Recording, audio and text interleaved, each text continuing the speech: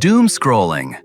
Doomscrolling is the habit of consuming an endless flow of information, most often negative, alarming, or emotionally charged, through phones and digital platforms. It usually happens without intention. You open an app to check one thing, and minutes or hours later, you are still scrolling, absorbing headlines, images, opinions, and crises. What makes doomscrolling dangerous is not the content alone, but how the brain responds to it. The human brain evolved to prioritize threats. From an evolutionary standpoint, missing a danger was far more costly than ignoring something neutral. Because of this, negative or alarming information captures attention more powerfully than positive or calm content. Every shocking headline, every angry post, every dramatic video triggers alert systems in the brain. Each scroll creates anticipation. Your brain expects something important, something urgent, something that might require action. This anticipation releases dopamine, not because the content is pleasurable, but because the brain is preparing for relevance. Dopamine is not the pleasure chemical. It is the motivation and anticipation chemical. The problem appears when this process repeats continuously. Doomscrolling trains the brain to operate in a constant state of scanning. Attention becomes shallow and fragmented.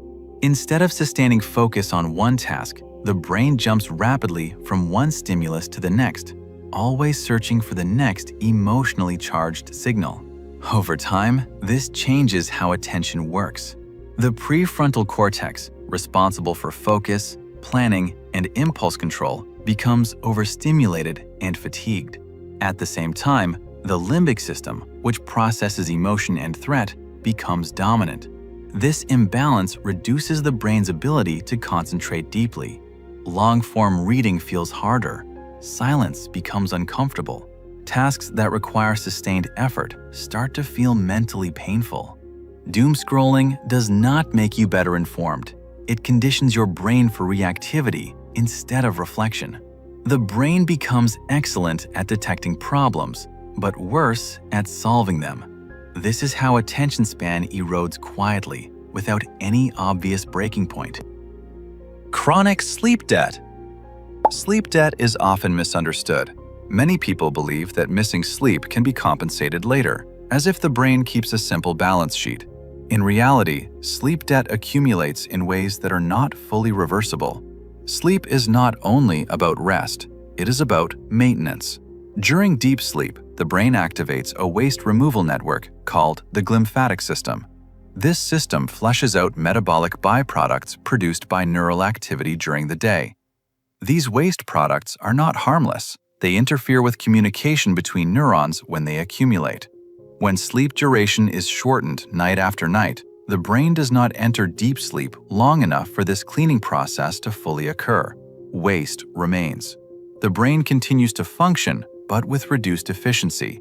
Neural signaling becomes noisier. Mental clarity drops. Emotional regulation weakens.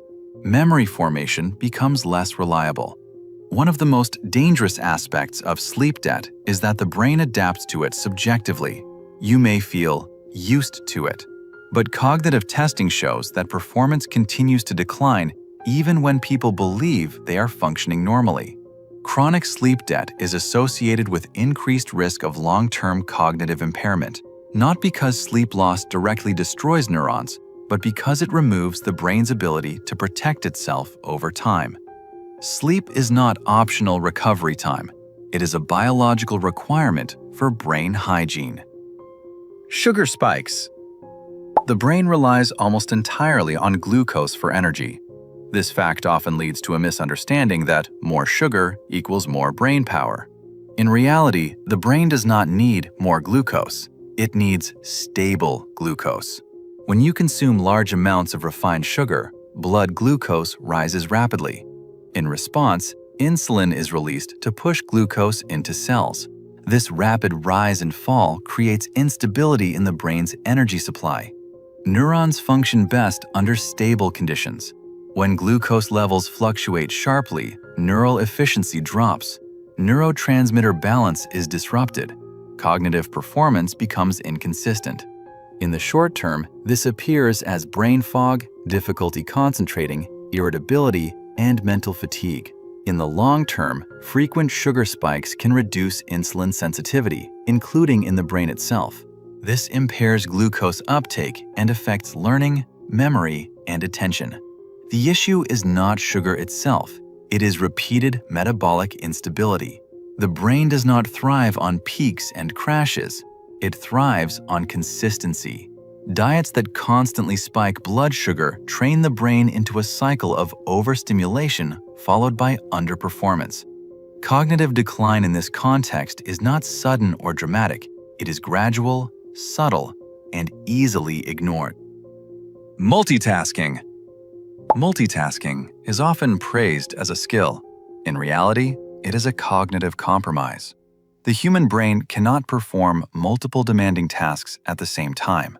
What it does instead is switch rapidly between tasks. Each switch requires the brain to disengage from one neural network and activate another. This process has a cost. Every switch consumes time, energy, and working memory. When switching becomes frequent, cognitive efficiency drops, errors increase, information retention decreases. Research consistently shows that people who multitask heavily perform worse on tasks requiring attention, memory, and reasoning. This is not because their intelligence is lower, but because their brains are trained for constant interruption. The phrase IQ drop does not mean permanent loss of intelligence. It refers to temporary reduction in effective cognitive capacity.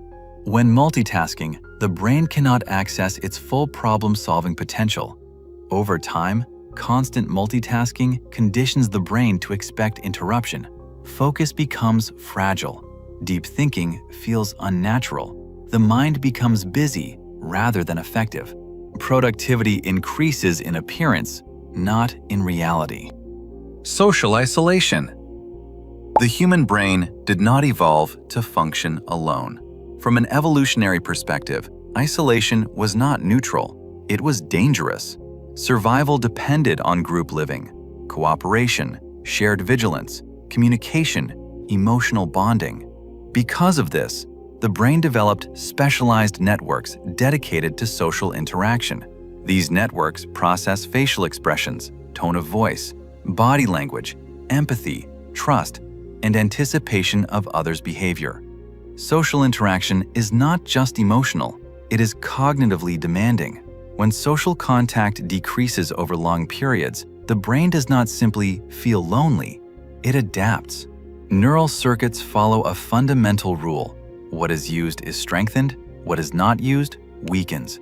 Chronic social isolation reduces stimulation in regions involved in memory, emotional regulation, and executive function. Over time, this can lead to measurable reductions in brain volume in certain areas. This is what people mean by brain atrophy in the context of isolation. It is not sudden degeneration, it is gradual underuse. Social interaction constantly challenges the brain. It forces it to interpret complex signals, adjust responses, regulate emotions, and update predictions. Remove that challenge, and the brain operates in a narrower mode. Isolation also disrupts emotional calibration. Without regular feedback from others, the brain becomes more prone to negative bias, rumination, and exaggerated threat perception.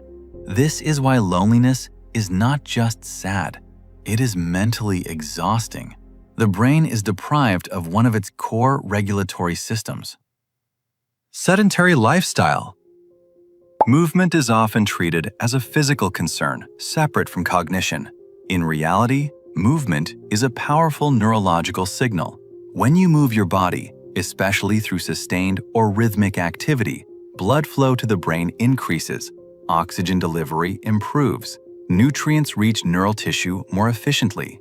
But more importantly, movement triggers the release of neurotrophic factors. One of the most important is BDNF, brain-derived neurotrophic factor. BDNF supports the growth of new synapses, strengthens existing connections, and enhances the brain's ability to adapt and learn. This adaptability is called neuroplasticity. A sedentary lifestyle reduces this signal. Long periods of sitting slow circulation, reduce metabolic stimulation of the brain, and decrease the release of growth factors.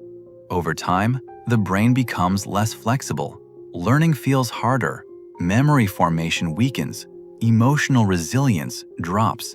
This does not require extreme inactivity. Even people who exercise occasionally but spend most of the day sitting can experience reduced neuroplastic stimulation. The brain evolved in a body that moved regularly, not occasionally. Without movement, the brain shifts from growth mode to maintenance mode. Plasticity declines.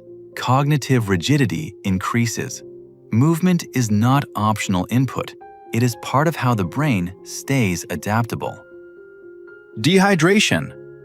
The brain is highly sensitive to hydration status. Approximately 3/4 of brain tissue is water. This water is not passive. It supports electrical signaling, nutrient transport, waste removal, and temperature regulation. Even mild dehydration can disrupt these processes. A loss of just 1 to 2% of body water reduces blood volume. This decreases oxygen and glucose delivery to the brain. Neurons become less efficient. Signal transmission slows. The subjective result is brain fog. Thinking feels heavier. Attention drifts more easily. Word retrieval becomes slower. Decision-making feels effortful. What makes dehydration particularly damaging is that thirst is a delayed signal. By the time you feel thirsty, cognitive performance may already be impaired. Chronic low-level dehydration creates a constant state of reduced mental clarity that many people misinterpret as stress, lack of sleep, or lack of motivation.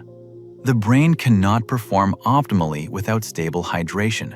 No amount of stimulation or caffeine compensates for this. Water is not fuel. It is infrastructure. Chronic stress. Stress itself is not the enemy. Acute stress is adaptive. It sharpens attention, mobilizes energy, and prepares the body to respond to challenges. In short bursts, stress improves performance. The problem is duration. Chronic stress keeps cortisol levels elevated for extended periods. Cortisol is a powerful hormone. In short doses, it is useful. In prolonged exposure, it becomes harmful to the brain. High cortisol disrupts synaptic communication, impairs memory formation, and weakens the hippocampus, a region critical for learning and emotional regulation. At the same time, it strengthens fear-based circuits, particularly in the amygdala. This shifts the brain's operating mode. Thoughtful analysis gives way to reactive decision-making. Emotional responses intensify. Cognitive flexibility decreases. Over time, chronic stress accelerates cognitive wear. The brain becomes biased toward survival mode, even in non-threatening situations. Everything feels urgent. Rest feels unsafe. This is why chronic stress feels mentally draining even when nothing dramatic is happening. The brain is stuck in emergency mode, and emergency mode is not sustainable. None of these habits feel extreme. That is why they work so well against the brain. They do not break it, they reshape it quietly. Awareness is not about fear, it is about control. If you want to understand your brain without drowning in jargon, subscribe. Explaining things simply.